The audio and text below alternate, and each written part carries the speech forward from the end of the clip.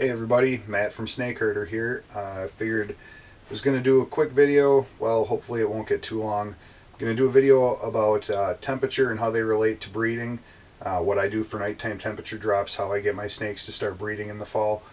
Something that gets asked a lot, and there's a million ways to do it. And I thought I'd just go over my way of doing things. Before I get started though, I wanted to bring attention to my shirt. This is one of Pro Exotics shirts that they're selling to benefit after they had that horrible fire. They're trying to recoup some costs by selling these shirts. They have a story on their webpage that explains what the whole meaning is, and it's pretty amusing. So anyway, go to proexotics.com and buy a t-shirt if you want to help support them get their business back up and running again. So highly encourage everybody to do that. Okay, that being said, what's this little guy doing here in my hands, this little spider girl? Just figured since I'm going to stand here and talk, you'd want something to look at other than me. So just holding her, and this is a snake I produce, so I guess this is what you would call proof that my method works, I guess. So anyway, the way I do things is two tools that you absolutely have to breed ball pythons, and in my opinion are really good thermostats and a laser temp gun, which you can get from Pro Exotics.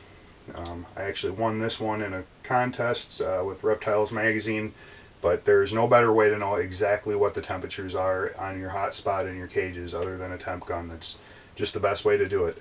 So anyway, about 9 months out of the year I have a hot spot set up of 90 to 92 degrees in the back of the cages. They have an undercage heater and it's hooked up to a thermostat, and I make sure that the hot spot, regardless of what the numbers on the thermostat read, it's 90 to 92 on the hot spot. That's day and night, all year long. The lights are on a timer in this room, and I have daylight from 7 a.m. till 9 p.m. Then it's dark overnight. Now come September, about middle of September, late September, I cut the light back to 7 a.m. to 7 p.m. So they're 12 on, 12 off, and that's when I start my temperature drop. I set it up so I get an 8 to 10 degree drop on the hot spot in the back of the cage when it's dark.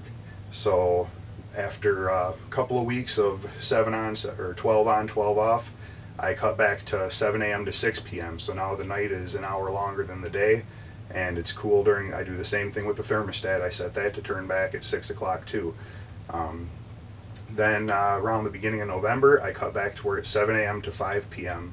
is their daylight, and the rest of the time it's cooler and it's nighttime, and that's enough for them to realize there's been a seasonal change. It's been working for me. It's based loosely on a couple of other people's techniques that I've read about, and it works great for me.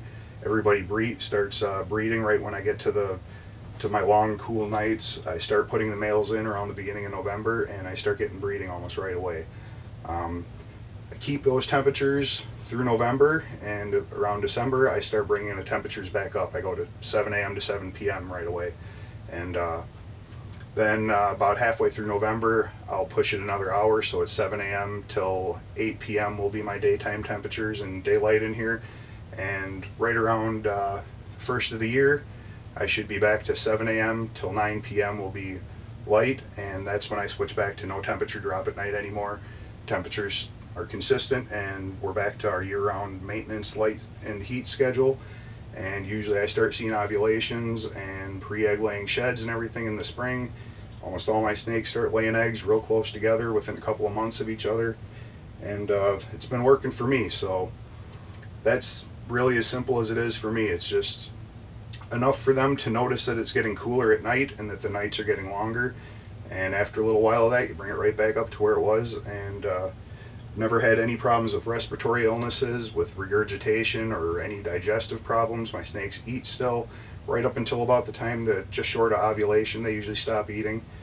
And I've got nice healthy breeding snakes, and that's all you can really hope for. So we'll get into the details of what happens come springtime. As we get closer to that time, I'll do some videos regarding that, and when we start getting eggs here, and hopefully I can help some people out who are trying to do this themselves and don't know where to begin. So I hope this has been informative enough for you, and I hope it didn't get too long-winded. And if you have any questions, as always, email me or or message me through YouTube and buy your shirt from Pro Exotics. I really, really hope everybody goes out and does that.